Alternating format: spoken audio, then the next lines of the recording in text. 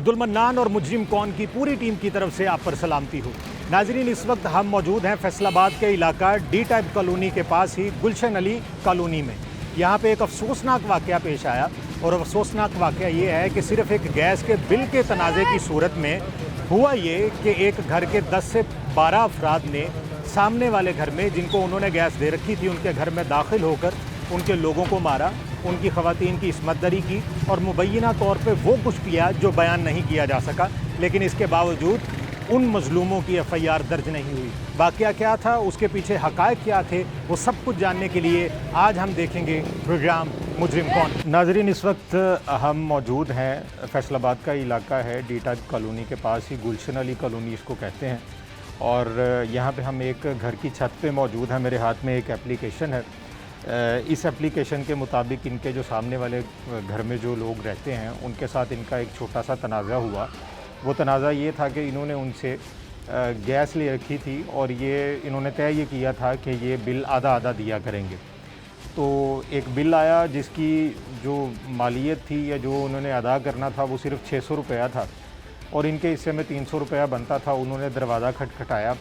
दरवाज़ा खटखटाने के बाद उन्होंने कहा जी बिल दे दें, 600 रुपया आया, 300 रुपया आप दे दीजिए। इन्होंने कहा जी ठीक है, दे देते हैं और आप यूँ कीजिए कि बिल हमें एक बार दिखा दीजिए, क्योंकि हमने लॉन्ग टर्म चलना है, आगे सर्दियाँ आ जाएंगी तब भी हमें यूज़ करनी है, तो हम बिल देख के आधा बिल दे दिया करेंगे। इस बात पे इनका तनाज़ा शुरू हुआ। उन्होंने ये किया कि इस बात के रिएक्शन में घर गए, घर जाके इनकी गैस बंद कर दी। ठीक है, इख्तियार है उनका।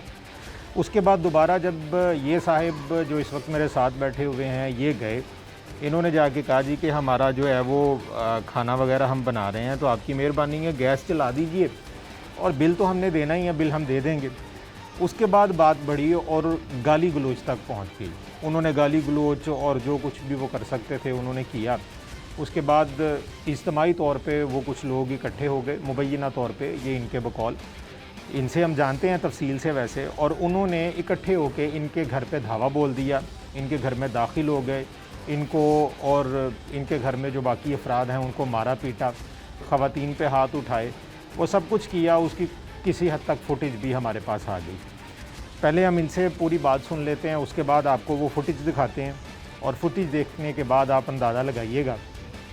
बल्कि मैं तो ये चाहता हूँ कि पहले इन सब की बात सुन ली जाए, उसके बाद आखिर में आपको वो फुटेज दिखाई जाए। उस फुटेज में आप देख के अंदाज़ा लगाइएगा कि क्या पुलिस को पर्चा दर्ज कर देना चाहिए था या नहीं कर देना चाहिए था। बतौर वकील मैं जानता हूं कि घर में अगर वो दाखिल हो गए हैं तो 452 जो ताज़ीरात पाकिस्तान है वो तो बनती है, लेकिन अभी तक उसका पर्चा दर्ज नहीं किया गया। उसके बाद जो इनको चोटें आई हैं वो 337 L2 की हैं। उसके ऊपर तो चलें कॉग्निजेबल ऑफेंस की एक बहस है, वो बाद में जाके अदालत में जाएंगे, उसके ऊपर पर्चा बनता है या नहीं बनता है, उसके ऊपर बहस की जा सकती है।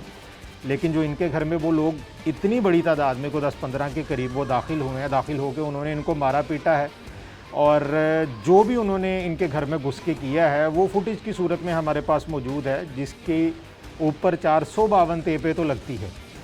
अब उसका पर्चा अभी तक क्यों नहीं काटा गया वो भी जान लेते हैं। पस मंज़र इस कहानी का क्या है, ये लोग पहले कहाँ पे रहते थे, रेंट पे आए हैं, क्या सोच के आए थे, उसके बाद गैस ली तो उस वक्त किसके रेफरेंस से ली थी, ये सारी चीज़ें पूछ लेते हैं।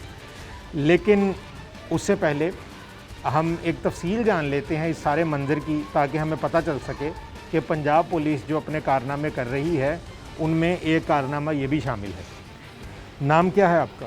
अली आबद। अली साहब, मुझे ये बताएं कि पहले आप यहाँ से रहने से पहले कहाँ रहते थे? गुलाम अहमदाबाद। गुलाम अहमदाबाद, फैसलाबाद। जी भाईजान। और वहाँ पे आप कितना अरसा से रह रहे थे? वहाँ से मैं 2-2.5 साल से रह रहा, काफ़ी देर से ही रह रहा हूँ। ठीक है। अच्छा, तो उस गुलाम अहमदाबाद से छोड़ के यहाँ पे आने की वजह क्या बनी? यहाँ पे मेरे रिलेटिव रहते हैं, साली रहती हैं, मेरी पैदाइश भी इधर की है भाईजान, पुरानी चुंगी की। इस वजह से आ गया कि सब अपने नज़दीक होंगे, चले कोई हालात वक़्त में इंसान काम आ जाता है एक दूसरे के, इसीलिए आए थे। तो रेंट पे ये जो मकान लिया था ये किसके थ्रू लिया था आपने, क्योंकि आपका वहाँ से यहाँ पे फासला काफ़ी है? हाँ जी। तो ये किसी रिश्तेदार के रेफरेंस से लिया था या प्रॉपर्टी डीलर से? हाँ जी, नहीं, डीलर से लिया था, मगर उसको रेफरेंस भी दिया था। अच्छा। तो उसने जब मकान दिया, मैंने उससे ये बात की थी, मैंने कहा यहाँ पे गैस नहीं लगा हुआ। उसने मुझे कहा कि आपके अगर इनके घर गैस नहीं चलेगी चलेगी, यहाँ पे भी नहीं चलेगी, एक ही मालिक मकान है दोनों घरों का। तो मैंने कहा यार कल को ऐसे लड़ाई झगड़े होते हैं, घर में बच्चे हैं छोटे छोटे, तो मैं इस चीज़ की ज़रूरत सबसे पहले गैस और लाइट। उसने मुझसे एडवांस भी लिया 15,000 इस घर का, मैंने दिया 10,000 किराया हमारा उसके साथ तय हो गया। उसके बाद चलती रही गैस, 1 महीना इनका बिल आया, इन्होंने बिल दिया, मैंने कहा हमारा बिल नहीं बनता, 400 रुपया था, वो पिछले कोई 2 माह का बिल था। फिर अगले महीने बिल आया, इन्होंने बिल दिखाने से हमें बिल्कुल इनकार ही कर दिया कि बिल नहीं दिखाना। जब आपके सामने आप इनसे पूछा हमने बिल का, इन्होंने बिल की वजह से गालियाँ देना शुरू कर दी। आप क्या सुबह के टाइम था? सुबह 8 साढ़े 8 बजे का टाइम है जब ये आई हैं माँ जी। हाँ जी, सोया हुआ था मैं। अच्छा। मेरी वाइफ बच्चे का दूध गर्म कर रही थी, नाश्ता बना रही थी, भाई ने काम पे जाना था, वो भाई दूध लेने गया है। माँ जी आई हैं, उन्होंने दरवाज़ा खटखटाया, उन्होंने कहा जी बिल आ गया 600 रुपया, बिल दे दें। मेरी घर वाली आई, उसने उठाया, कह रही वो माँ जी आ गए, बिल दे दें 300 रुपया। मैंने कहा चलो मैं उठता हूँ, भाई भी आता दे देते हैं। उन्हें को आप बिल भेज दो, हम बिल दे देंगे। वो वाइफ ने उनसे कहा कि आप बिल भेज दें, बिल दे देते हैं। मेरे मियाँ कह रहे, वो कहते जी हमने आपको बिल नहीं दिखाना, आप 300 रुपया दे दें। मेरी वाइफ आई, कहती जी वो कह रहे हैं बिल नहीं दिखाना। मैंने कहा ये बात तो है ही नहीं, हमारी इनके साथ तय हुई थी ये बात पहले डीलर से कि हमने बिल भाई देखना है, आधा इनका आधा 2 हिस्से होंगे, जो जितना आएगा आधा आधा होगा। इन्होंने कहा नहीं खैर हमने बिल नहीं दिखाना, लोग 20-20 हज़ार एडवांस लेते हैं, ये करते हैं वो करते हैं, हमने आपको ना बिल नहीं दिखाना, बिल दे दें। मैंने डीलर को फ़ोन कर दिया, डीलर आया, उसने आकर ना तब तक ये हमें बाहर गालियाँ देना शुरू हो गए थे गैस बंद करके। ये बैठ गई हैं माँ जी, इन्होंने मेरी वाइफ को भी गालियाँ दी, घर जाके गैस बंद कर दी। मुझे मेरी वाइफ ने कहा कि वो उन्होंने गैस बंद कर दी है। हालांकि मुझे ना गुस्सा भी नहीं आया, घर का चूल्हा बंद हो गया, नाश्ता बना रहे थे, बच्चा रो रहा दूध के लिए। मैंने कहा माँ जी आपकी मेहरबानी, किसी के घर का चूल्हा नहीं बंद करते, मेरे छोटे छोटे बच्चे हैं, गैस जला दें। वो डीलर आता है, जो इशू होगा तो 300 का 3,000 भी हो मैं देता हूँ, क्योंकि मेरे बच्चों का रिज़्क है, मैं उनके लिए हराम नहीं करता, मैंने देना ही देना आपको। वो कहती कि नहीं जी हमने तो आपसे एडवांस भी नहीं लिया, ये भी नहीं किया, हमने गैस नहीं चलानी। अब जो गंदी लैंग्वेज इस्तेमाल करके ना आप ऐसा भी कर लो तो आपको गैस नहीं मिलेगी। इतने में डीलर आ गया, उसने क्या मसला है? हमने कहा भाई ऐसे बदतमीज़ी कर रहे हैं, गालियाँ निकाली जा रही हैं, आपको हमने पहले बोला था। वो कहते कि आप घर के अंदर चले जाएँ। हम घर के अंदर आ गए, उसके बाद इन्होंने जो मसल्ला आदमी बुलाए इतने ज़्यादा, वो भाई कैसे दरवाज़ा तोड़ के आ गए हैं, पहले पत्थर मारते रहे, हमने उनको कुछ नहीं कहा। हमें जब मोहल्लेदारों ने कह दिया, डीलर ने कह दिया आप घर में अपने चले जाए, हम घर आ गए। उसके बाद इन्होंने घर का दरवाज़ा तोड़ के अंदर घुसे हैं, घुस के इतना ज़्यादा हमें मारा है, मुझे ठुड्डे मारते रहे हैं सर में। वो भाई हैं, उनको इतना ज़्यादा मारा, उनके गोड्डे पे इधर उधर इतनी चोटें, मैं बेहोश हो गया। मेरी बीवी ने आके इनसे कहा कि ठहर जाए, वो मर गए हैं, बस करें। उसको ऐसे धक्का दे के तो बिल्कुल पीछे फेंक दिया, उसके कपड़े भी फट गए सारे। उसने कहा भी है कि बस छोड़ दें। जब वो कपड़े फट के साइड पे हो गए, मेरी आपी ने मुझे उठाया, लोगों ने मोहल्ले के 1-2 आदमी आए, बाहर निकाला उन्होंने, मेरी आपी ने मुझे उठाया, मुझे फिर होश आया, नहीं तो मैं बेहोश हो गया था। मेरे सर पे बहुत ज़्यादा ठुड्डे मारे हैं इन्होंने, इतनी ज़्यादा जुल्म ज़्यादती की। बच्चे छोटे छोटे भांजी हैं, हमने उनका मेडिकल नहीं लिया, बेटी का मेडिकल नहीं लिया मैंने, बीवी का मेडिकल मैंने नहीं लिया, क्योंकि भाईजान हम बच्चियों को नहीं लेके जाना चाहते। या मर्दों के साथ क्या होता है भाई, औरतों के साथ क्या होता है। सिर्फ इज्जत है भाई आपसे, कह के इन्होंने जो हमारी पामाल की है उस चीज़ का दुख नहीं जाता। अच्छा, उसके बाद फिर आपने एप्लीकेशन? इन्होंने हमारी चेन भी, सर मोबाइल मुझसे छीनते रहे हैं, लड़के मुझसे मोबाइल छीनते रहे। मैंने कहा मैं कॉल करता हूँ 15 पे, मेरा मोबाइल छीन के आप ही का छीन के ले गए। इसकी जब इन्होंने कपड़े फाड़े, चेन भी थी, पता नहीं किसने उठाई, गिर गई, क्या बना, इतने लोग थे। ये सारे काम इन्होंने क्या, मशीन तोड़ दी, कूलर तोड़ दिया, डंडे मारते रहे हैं, जैसे कोई हमारी ख़ानदानी दुश्मनी नहीं है इनके साथ। हालांकि हमें तो भी 2 माह हुए हैं भाईजान यहाँ। अच्छा, मुझे ये बताएं कि ये सारा वाक़या होने के बाद फिर कॉल किसको की? 15 पे कॉल की? हाँ जी, 15 पे भी कॉल की। वो उन्होंने 8 दफ़ा कॉल की है, मेरे भाई ने की, सिस्टर ने की, मैंने की, सब ने की। फिर 11 भाई को कॉल की। पुलिस काफ़ी देर बाद आई, जब भाई तो वो उल्टा हमें कहती कि आप लड़े हैं। पुलिस को अभी छोड़े, ये 1122 रेस्क्यू भी आए थे? हाँ जी, हाँ जी। उन्होंने क्या किया? उन्होंने हमें इधर थोड़ा सा ट्रीटमेंट किया, फिर एम्बुलेंस मंगाई, उसमें डाल के लेके गए आप? कौन से हॉस्पिटल में? CA service hospital, civil hospital. ठीक है। अच्छा, उसके बाद फिर क्या हुआ? वो तो आपको ले गए, साथ कौन कौन गया? साथ मैं था, भाई था एक मेरा साथ, ये भाईजान थे जो हम जख्मी थे। अच्छा, तीनों थे। ठीक है। बाजी वगैरह बाकी बाद में सारे आए हैं, जब हमें वो एम्बुलेंस वाले ने वहाँ पे छोड़ दिया, एक भाई हमारा साथ गया था बस। तो उसके बाद फिर ये आपने अपने बाजू का करवाया, इसमें फ्रैक्चर आया कि नहीं आया? फ्रैक्चर नहीं आया, हड्डी जो ना साइड पे तिड़क गई है, साइड पे हो गया, क्रैक है उसमें? नहीं क्रैक नहीं है, जोड़ निकल गया मकसद। अच्छा, जोड़ निकल गया। उसके बाद मुझे ये बताएं कि जो आपके भाई हैं, हाँ जी, जिनको दूसरे भाई को आपको जिसको मारा गया है, हाँ जी, उनको किस किस्म की चोटें हैं? उनको भी काफ़ी पसली में फ्रैक्चर, उनके पसली पे भी चोट लगी है, घुटने पे उनका करवाया एक्सरे एक्सरे करवाया हाँ जी, सब करवाया। उसमें फ्रैक्चर है? नहीं, फ्रैक्चर नहीं है। मेरे दिमाग में खून जमा हुआ है। हाँ, हाँ। कान में अभी भी अगर आप रुई डालेंगे तो पस बन गई है। अब तक 10 दिन हो गए हैं, रेशा बनना शुरू हो गया कान में। हाँ। तो उसके इस हवाले से आपने क्या किया? ये जो ब्लड जम गया, उन्होंने कहा था कि पेंडिंग है आपका ये, अगर आप थोड़ा देर वो टेस्ट करवा के दोबारा आए आपका इलाज बड़ा डॉक्टर करेगा। हाँ। वही कोई भाई फीस मांग रहे थे, उन्होंने कहा ये फ़ीस देंगे ना आप, उसके बाद आपका ये दिमाग का मेडिकल हम इसलिए देंगे जब आप फ़ीस दे के CT स्कैन करवा। हाँ, हाँ। वैसे पहले CT स्कैन जो सिविल वालों ने लिया था उसमें आया कि मेरे दिमाग में चोटें लगी, ठुड्डे सब कुछ आया। सिर्फ वो डॉक्टर साहब ने कहा कि आप दोबारा करवा के मुझे एक दफ़ा दे दें। तो CT स्कैन के पैसे नहीं हैं आपके पास? बस भाई वो भी कर रहे हैं, इंशाल्लाह हो जाएंगे, मगर ये हम रोज़ थाने जा रहे हैं रोज़। अब 2-4 दिन से मैं तफ्तीशी ने कहा आप थाने मत आए, जब आप मैंने बुलाना होगा। थाना आपको कौन सा बुला लगता है आपको? सदर थाना भाई। सदर थाना लगता है। और SHO साहब कौन थे वहाँ पे?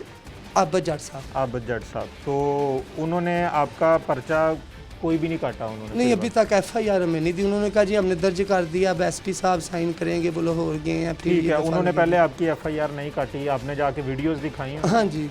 तो फिर उन्होंने क्या कहा? उन्होंने तब अभी तक फिर भी वो कह रहे हैं आपकी ये प्रोसीजर जारी है जी, आपका काम हो रहा है। तो ये थोड़े दिन लगते होते हैं केस होने में।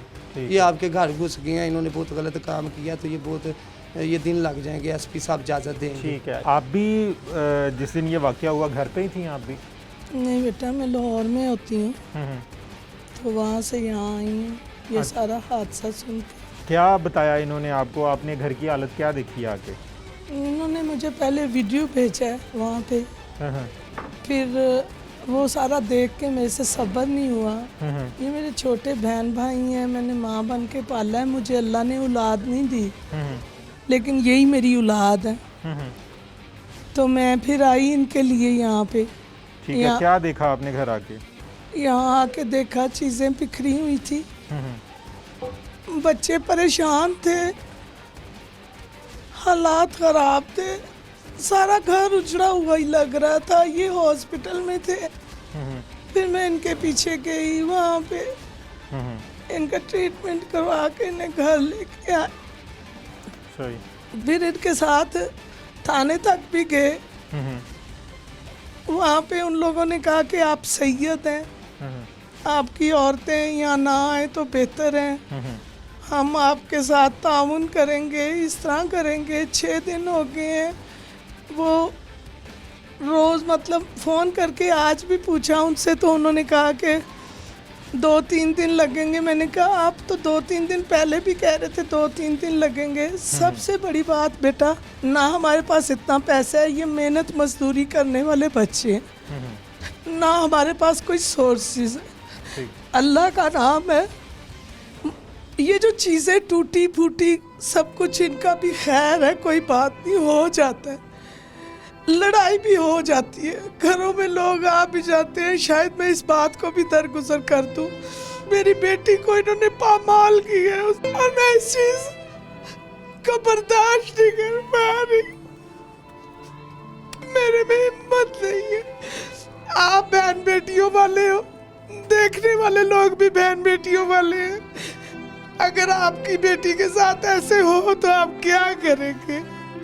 हम उन्हें मार नहीं सकते, हम उन्हें कत्ल नहीं कर सकते, पर मैं उन लोगों को सजा जरूर दिलवाना चाहती हूँ। गैरत से बढ़ के कुछ भी नहीं, इज्जत से बढ़ के कुछ भी नहीं, और हमारे पास इज्जत और अल्लाह के अलावा कुछ भी नहीं है। अच्छा नाजरीन, यहाँ पे आप इनकी गुफ्तगू में जो दर्द छुपा हुआ है वो आप समझ सकते हैं, और जो कुछ इनके साथ हुआ है वो इनकी आवाज़ और इनके लहजे से बयान हो रहा है। अभी आपको वो वीडियोस दिखाते हैं कि जिन वीडियोस में इनके सामने घर वालों ने इनके घर पे धावा बोला, और उसके बाद फिर उन्होंने जो कुछ भी है वो उसमें नज़र आ रहा है इनकी किस हद तक कोताही है, सिवाय इस बात के कि इन्होंने ये कह दिया कि आप बिल दिखा दें और बिल देख के हम उसका आधा हिस्सा जो बनता है वो हम आपको दे देंगे। इसके अलावा यहाँ पे पूरे अहले मोहल्ला हैं, उन्होंने भी इस चीज़ की गवाही दी है। हम अहले मोहल्ला से बात भी करेंगे। और फिल वक्त आप ये 2 वीडियोस देखिए, और इन वीडियोस को देखने के बाद फिर हम यहाँ से आपको दिखाते हैं कि कहाँ से ये दाखिल हुए, किस तरह से इन्होंने चीज़ों को तोड़ा, कौन कहाँ पे गिरा, और घर में वो सारा माहौल जो है वो आपके सामने रखेंगे। और उसके बाद फिर आप तय कीजिएगा कि क्या पंजाब पुलिस को इस पर एक्शन लेना चाहिए था या नहीं लेना चाहिए था। और ये जो इतने दिन हो गए हैं, इन इतने दिनों में अभी तक एफआईआर दर्ज क्यों नहीं की गई। पहले ये 2 वीडियोज़ देख।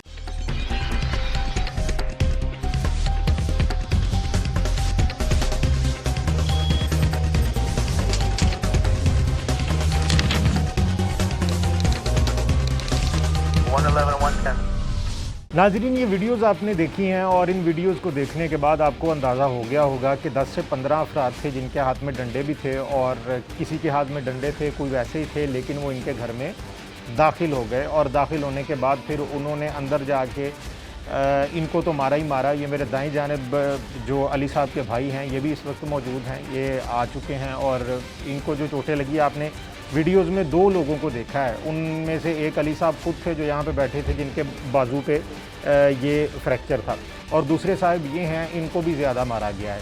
तो वो चोटें उसी हद तक ही आनी थी जिस हद तक उनके हाथ में हथियार थे। उनके हाथ में अगर असलहा या इस तरह की चीज़ें होती तो ज़रूर वो भी मार सकते थे, लेकिन जो कुछ उनके हाथ में था उन्होंने उसी मुनासबत से इन दोनों भाइयों को बहुत मारा।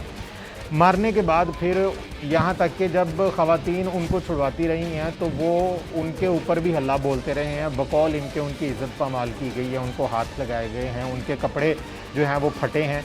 वो सारी सूरत हाल जो है वो इन्होंने हमें बताई है। अब अली साहब के भाई भी हमारे साथ मौजूद हैं, इनसे भी हम पूछ लेते हैं कि क्या हुआ था, क्योंकि वो फर्स्ट जो अटैम्प्ट थी वो अली साहब के ऊपर आई थी। अली साहब ने जाके उनको कहा था कि आप हमारी गैस खोल दीजिए। तो उस वक्त ये कहाँ पे थे, इन्होंने उस वक्त क्या देखा और क्या हुआ, ये हम इनसे जान लेते हैं। नाम क्या है आपका? तनवीर। तनवीर साहब, जब उन्होंने बिल के लिए आके दरवाज़ा खटखटाया कि जी बिल दे दें, उस वक्त आप क्या कर रहे थे? मैं सो रहा था, ऊपर भाई ने आकर मुझे उठाया। उसने कहा नीचे ना वो झगड़ा हो रहा है। मैं नीचे गया हूँ तो वो औरतें थी, मैंने उनको बोला कि मर्द भेजो जिससे बात करें। तो वो ऊपर से पत्थर फेंकने लग गया। उनके घर में एक लड़का था, उन्होंने वो पीछे कर लिया, वो पत्थर फेंकने लग गया ऊपर से। तो जब 10 मिनट गुजरे हैं तो 15-20 आदमी आए हैं, उन्होंने दरवाज़ा खटखटाना, पत्थर मारने शुरू कर दिए दरवाजे पर।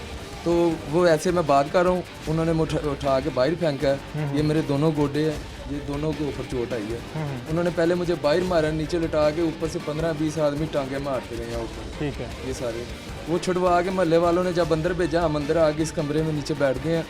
तो वो दोबारा एक लड़का आया, उसने दोनों हाथों से ऐसे ऐसे दरवाज़ा खींच के दरवाज़ा टूटता हुआ वीडियो में आपको नज़र आएगा कि दरवाज़ा कैसे टूट रहा है। दरवाज़ा तोड़ के वो अंदर सीधे सारी भाग आए डंडे सोटों के साथ। ये पिछले अंदर हम 2 औरतें थी और अली था, मैं था। उन्होंने आते हुए ही छोटे डंडे मारने शुरू कर दिया। हम नीचे गिर गए। ऊपर से उन्होंने ठुड्डे मुक्के डंडे जो भी उनके हाथ में था उन्होंने हमें मारा और खूब मारा है। ये सारे मोहल्ले ने देखा तो उन्होंने ऐसे मारा है कि मैं शायद अगर 1-2 मिनट मुझे अली ना छुड़वाता तो मेरी मौत हो जाती, क्योंकि मुझे सांस भी नहीं था आ रहा। ये ऐसे इन लोगों ने अंदर घुस के सारा मारा है। और अंदर घुसने से पहले ये दरवाज़ा टूट नहीं था रहा, ये उस घर से फुलांग के आने वाले थे। ऐसी गुंडागर्दी कर रहे थे कि जैसे वो खुद ही जो कुछ है वो खुद ही है। वो कोई उनको पता नहीं है कि ये क्या है, कानून है, कुछ चीज़ है। उन्होंने किसी चीज़ को नहीं माना। हमारे घर में घुस के उन्होंने ऐसे किया कि जैसे ख़ानदानी दुश्मनी है और हम इन्हें आज मार के जाएंगे। मारने के बाद बाहर गए हैं, वीडियो में आप देख सकते हैं, वो बार बार कह रहे हैं चलो दरख्वास्त दें चलिए, चलो दरख्वास्त दें चलिए। मारा भी हमें है, बाहर भी मारा है, घर में भी मारा है, ज़्यादती भी की है। और जाके वो पर्चा उधर जाके करवाए हैं, दरख्वास्त दे आए हैं। हमें 12-13 दिन हो गए हैं, रोज़ हम जा रहे हैं थाने में, रोज़ जा रहे हैं। 2-3 दिन लगेंगे, 2-3 दिन लगेंगे। CPO साहब से दरख्वास्त मार करवाई है, SP साहब के पास आई है, SP साहब से DSP साहब के पास आई हैं, वहाँ से SHO साहब के पास गई हैं, लेकिन हमारा कोई अमल दरामद ही नहीं है। नीचे से मानते हैं कि अमल दरामद ना हो, हमारे पास वीडियो है, हर सबूत है, लेकिन हमारी FIR नहीं काटी जा रही। एक आदमी कहता है कि गवाह लेके आओ, ये गवाहों के ऊपर वीडियो FIR काट देते हैं। हम तो वीडियो बार बार दिखा रहे हैं, हर बंदे को दिखा रहे हैं कि यार ये देखो हमारे साथ, हर बंदा कह रहा है ज्यादती हुई है, ज्यादती हुई है, लेकिन हमें ज्यादती का कोई ऐसी चीज़ नहीं मिली कि जो हमें पता लगे हमारे साथ ज्यादती हुई है और हमें इसका इंसाफ मिले। किसी चीज़ का हमें इंसाफ नहीं मिल रहा, ना थाने से, ना ये कोई ऐसी इंसाफ नहीं है। वो आते हैं, अपने कपड़े लेके चले जाते हैं बाहर, लोगों को बोलते हैं हमने मारा, 50,000 रुपये दे के सुलह कर लो। कोई ऐसी बात नहीं है, हमें सिर्फ इंसाफ चाहिए। ठीक है, कोई पैसा नहीं दिया, कोई पैसा नहीं दिया, लेकिन बाहर लोगों को कह रहे हैं 50,000 रुपये दिया, हमने सुलह कर लिया, हमने ऐसे कर लिया। हम बाहर निकलते हैं, मोहल्ले वाले पूछते हैं कि भाई आप लोगों ने सुलह कर लिया, आप लोगों को इतना मारा है घर में घुस के, आपकी औरतों को मारा है, लेकिन हम बोलते हैं सुलह नहीं की। वो बाहर हर बंदे को बता रहे हैं कि जी हमने 50,000 रुपया दे के सुलह कर ली। नाज़रीन, ये अली साहब के दूसरे भाई हैं और इनको भी जिस तरह से मारा गया इन्होंने बता दिया सारा।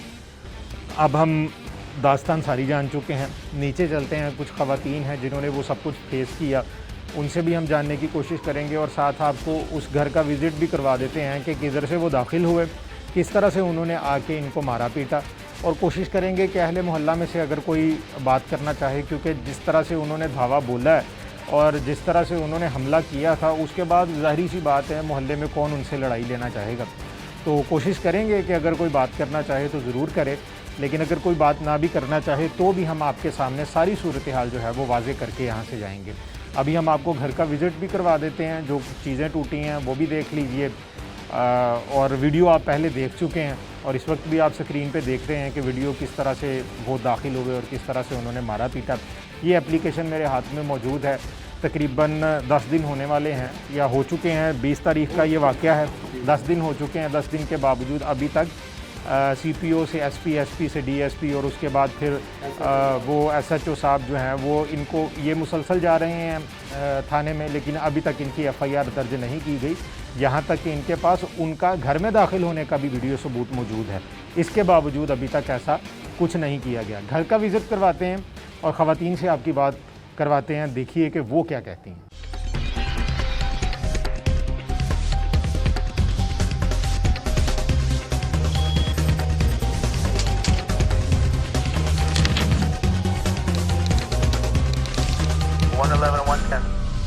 नाज़रीन, इस वक्त हम बाहरी दरवाजे के पास मौजूद हैं। इस वक्त जहाँ पे कैमरामैन खड़ा है ये बाहरी गेट है, आपको नज़र आ रहा होगा। अली साहब ज़रा करीब आएँ, किधर से दाखिल हुए थे? ये दरवाज़ा तोड़ के बजन में कुंडा भी टूटा हुआ। ठीक है, इधर से तोड़ के वो दाखिल होते हैं। जब वो दाखिल हुए तो आप कहाँ पे थे? पीछे सामने वाले कमरे में बैठे थे। सामने वाले कमरे में थे। मुझे ये बताएं कि चीज़ें क्या क्या टूटी हैं आपकी? ये भजन पंखा, ये मशीन, वो मशीन जो है, हाँ जी, ठीक है, वो तोड़ी। क्या मार के तोड़ी उन्होंने? डंडे। ठीक है जी, वो नाज़रीन वो उनकी वॉशिंग मशीन है। पिछले कमरे में ये पंखा उन्होंने आगे अली के सर में डंडा मारा ना, तो अली पीछे गिरा, अली को पकड़ सब के आदमी ऊपर गिर सारे गए। हमारे ऊपर आ गए हैं। ये कूलर नीचे था, अली उससे नीचे था, उससे नीचे था। अच्छा, उनको दे ज़रा मजे। अली जब ये अंदर घुसे हैं ना इस दरवाजे से, सीधा आगे आए हैं। आगे आके नीली शर्ट वाला लड़का जो है वो सीधा आगे आया। आते ही मैं उधर सामने दरवाजे में बैठा हुआ था, उसने आते ही इसके सर में डंडा मारा। ये नीचे गिरा, से उठाने लगा। वो मोटा सा दूसरा जो आदमी है वो अंदर घुसा है और उसने ऊपर, सारे ही आदमी अंदर आए हैं, हमारे ऊपर आ गए हैं। किसी ने नहीं देखा है इसके सर में चोट लगी है, किसी ने नहीं देखा है इसके बाजू पे चोट लगी है। मैं उसे उठा रहा हूँ और ऊपर से वो वार करी जा रहे हैं हमारे ऊपर। ये बाहर जो दूसरे लड़के थे उन्होंने डंडे छोटे मार के 10-15 बंदे तो ऊपर थे हमारे जो हमें मार रहे थे। तो बकाया अंदर आके उन्होंने हमें मारना शुरू कर दिया। बाहर से 2-3 बंदे आए हैं जिन्होंने कहा तुम लोग ज्यादती कर रहे हो। तो फिर वो बाहर निकले आस्ते आस्ते, नहीं तो वो हमें बिल्कुल मारने वाले थे। बेहोश कर दिया, मार मार के मैं बेहोश हो गया। मेरी बीवी ने पकड़ा तो उन्होंने उसको धक्का दिया। अच्छा, जब मुझे मारते रहे हैं मैं मार खाते खाते बेहोश हो गया हूँ। और मेरी गिरे वाइफ- कहाँ पे थे आप जो वीडियो आया? वो पीछे बेड के नीचे गिर गया, फिर मेरी बीवी ने उन्हें रोका है। अच्छा, और इसके अलावा कोई चीज़ें टूटी हैं आपकी? नहीं, कुछ नहीं, वो कुछ सामान जो वो चोरी उठा के ले गए भाई, वो भी हमें नहीं पता किस ने क्या किया। नाज़रीन, ये इनके घर में दाखिल होने का रास्ता है। वो सीधे इस रूम में आए हाँ थे, जी, ये जिसमें हम दाखिल हो रहे हैं। इसमें हम बेड पे बैठे, ऐसे ही मेरी वाइफ बैठी हुई, सिस्टर भी बैठे हुए हैं। अच्छा। बच्चे भी यहाँ पे अंदर खेल रहे थे। यहाँ पे मैं गिर गया हूँ, यहाँ पे उन्होंने ठुड्डे मुक्के मारने इस शुरू कर जगह दिए। पे? हाँ जी, यहाँ पे मैं जब गिर गया हूँ उसके बाद मुझे होश नहीं रहा। एक आदमी मेरा मोबाइल छीनना शुरू हो गया, लड़का। मैं यहाँ पे आ गया हूँ, यहाँ पे मेरी बेड के नीचे मोबाइल मैंने फेंक दिया, मेरा मोबाइल बच गया। उसके बाद फिर मेरी वाइफ कह रही है कि मेरी सिस्टर कहती है हमने आपको उठाया, मुझे नहीं पता भाईजान, मैं गिर गया, मैं बेहोश हो गया। इतना ज़्यादा उन्होंने मारा कि मैं बेहोश हो गया था। अच्छा, ठीक है। अच्छा, तो आपकी वाइफ यहीं पे थी? हाँ जी, सिस्टर वाइफ हम सब इसी कमरे में वो इस बैठे वक्त कहाँ पे हैं? हैं। वो खड़े हैं। बुलाएं ज़रा उनको। बताएं आप उस वक्त क्या कर रही थी जिस वक्त ये सारे लोग अंदर आए? जब वो सारे अंदर आए हम लोग यहाँ पे बैठे हुए थे, ठीक है, बच्चे भी इधर सारे, पता ही कोई नहीं। जब वो एकदम से सारे अंदर आए, हमने रिक्वेस्ट की है, मैंने एकदम से आप ही ने, हम सब रोना शुरू हो गए। हमने कहा सर देखिए हमारे छोटे छोटे बच्चे हैं, आप भी बेटियों वाले हो, आपकी भी बहनें हैं। इतनी रिक्वेस्ट की इनसे, हमने माफ़ी मांगी, उनके आगे हाथ जोड़े, लेकिन वो ऐसे थे, वो कहते आज हमने कत्ल कर देना, आज हमने कत्ल कर देना। कुछ बंदे आए ऐसे, मैंने जब देखा कि वो सच में मारने वाले थे, कसम से जिस तरह मर्जी आप कसम ले ले, वो उन्होंने मार देना था। मैं इसलिए आगे आई कि क्योंकि जो औरत होती है उसकी रिस्पेक्ट इज़्ज़त अल्लाह पाक ने बनाई है। मैंने कहा शायद यही रिस्पेक्ट, यही इज़्ज़त वो सबके लिए एक जैसी है। मैंने एक आके आई, मैंने उनसे रिक्वेस्ट की, मैंने हाथ जोड़े उनके आगे, मैंने कहा भाई आपसे रिक्वेस्ट है, आप भी बहनों वाले हमें माफ़ी दे दें, हमें माफ़ कर दे। तो आगे से उन्होंने मेरे साथ इतनी ज़बरदस्ती की, कपड़े खींचे मेरे आगे से पीछे से, सारे कपड़े फाट गए, क्योंकि अब उनको मरते तो नहीं देखना था। वो मेरे हस्बैंड थे, मेरे भाई थे, अल्लाह की कसम भाई उन्होंने ऐसे फेंका हुआ था। ये इंसानियत नहीं है, अल्लाह की कसम, ये इंसानियत नहीं है। आज हमारे साथ घर है, कल किसी के घर में जाकर घुस के किसी भी बेटी के साथ ज्यादती कर सकते हैं सर। ऐसे लोगों को माफ़ी नहीं देनी चाहिए सर। मेरी अपील है, मेरी रिक्वेस्ट है वज़ीर आला पंजाब से, कोई इस बात पे नोटिस लें और जो हकी सच्ची बात है, जो हकी सच्ची फैसला है, उसी बात पे आए। और अब ये जो अभी तक जो पुलिस की कार्रवाई जितनी भी हुई है उससे आप सर मुतमईन उन्होंने हैं? मेरी जब उन्होंने कपड़े खींचे, मेरी चेन गिर गई, मुझे नहीं पता किसने उठाई, किसके पास थी, क्योंकि उन्होंने इतनी बदतमीजी की। ये दराज उन्होंने तोड़े, ये दराज देखे, सारा कुछ उन्होंने दसे। इस दराज में मेरे पैसे पड़े हुए थे सर। अच्छा, वो 12,000 कौन सा था बताएं जरा। जो इमरान खान साहब दे रहे हैं, ठीक है, अमदाद के लिए, वो 12,000 मेरे हस्बैंड का आया था, 12,000 मेरी आपी का आया हुआ था, ठीक है। वो 12,000 मैंने एक पर्स में, इतना सा पर्स था ब्राउन कलर का, मैंने इसी दराज में रखा हुआ था सर, वो भी नहीं मिले। नाज़रीन, ये सूरत हाल है इस घर की कि एक तो वैसे फाइनेंशियली बहुत वीक हैं, और इसके अलावा फिर आप देखिए कि वो 12,000 रुपया जो सरकार ने रखा हुआ है गुरबा के लिए, वो 12,000 रुपया इस कोरोना वायरस की वजह से और पूरे इस माहौल की वजह से 12,000 रुपया वो इन्होंने इनके लिए दिया था। वो इनके घर में आया, वो 12,000 रुपया उन्होंने कहा जी उन दराजों में रखा हुआ था, और उसका नतीजा ये हुआ कि जब इनके ऊपर हमला हुआ, इन्होंने कहा जी मेरी चेन भी गिर गई, वो किसने उठाई वो भी नहीं पता। उसके बाद फिर जो उसमें पैसे थे वो भी उठा के ले गए। तो ये सूरत हाल है, ये इनके ऊपर दफ़ात लगनी चाहिए नहीं लगनी चाहिए, ये एक बहुत बड़ा सवालिया निशान है।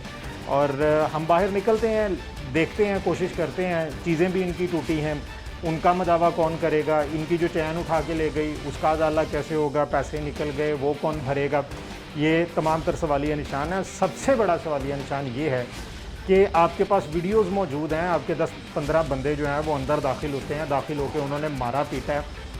आप ख़वातीन के बोलने से, इनके बात करने से अंदाज़ा लगा सकते हैं कि इनके ऊपर उस वक्त क्या बीती होगी।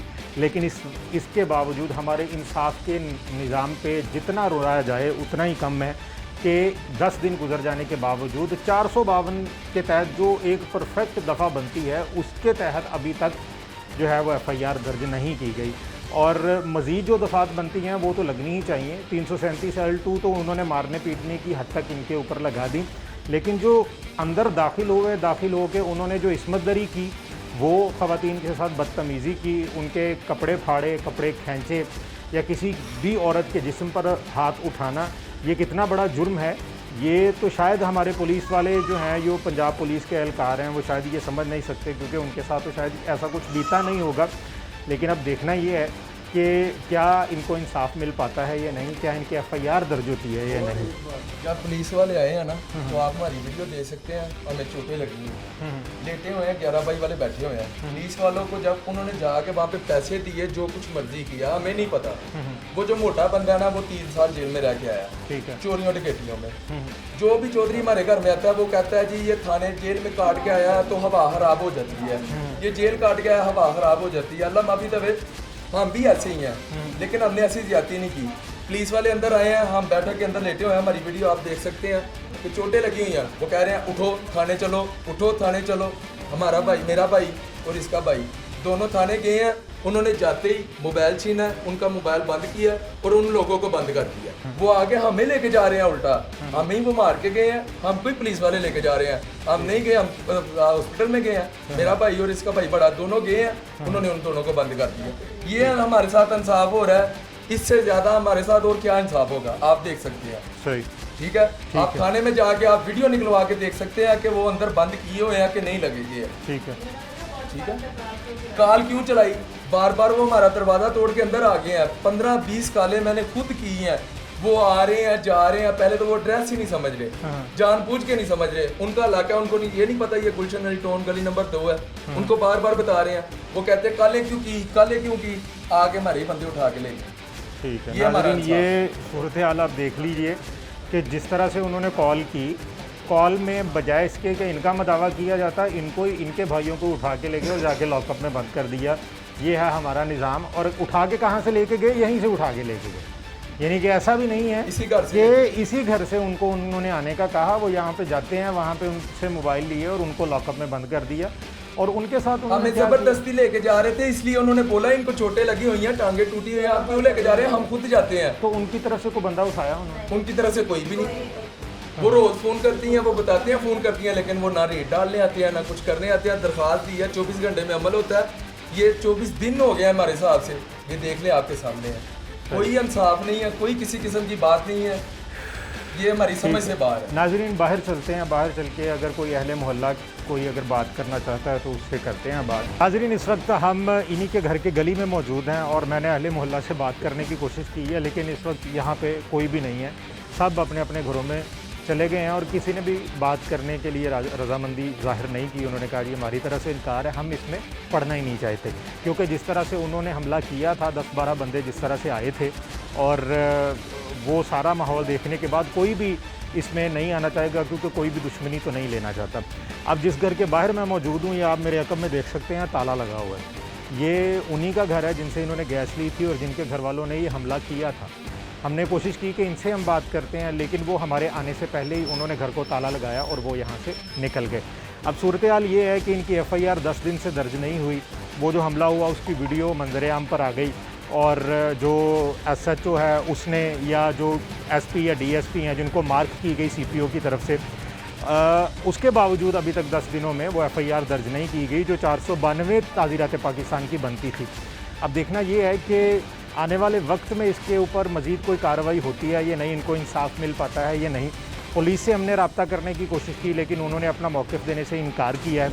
उन्होंने कहा जी हम इसके ऊपर मौक़िफ़ इस वक्त नहीं दे सकते, अभी हम तफ्तीश कर रहे हैं। और वो कौन सी तफ्तीश है जो इस एक इंसिडेंट की 10 दिन तक नहीं हो सकती?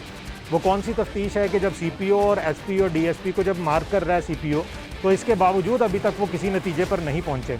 इनके जो मेडिकल है उन्होंने देख लिए, इनको बुरी हालत में वो यहाँ से उठा के लेके गए।